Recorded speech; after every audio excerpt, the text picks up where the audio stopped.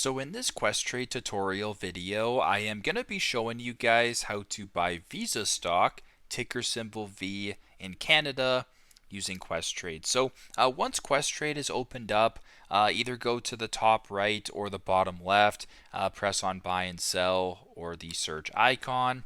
As I mentioned before, type in ticker symbol V. At the top here, Visa Incorporated, press on that. Go to the bottom left and press on the green buy button. Now once you're here, there's share quantity and there is dollar amount. Do whatever order you're looking to do. Once that is done, go to the bottom, press on next, and then you can follow the steps that come afterwards. So very simple, very straightforward. This is how to buy Visa stock, ticker symbol V in Canada on Questrade. Thanks again for watching, and I hope this video helps.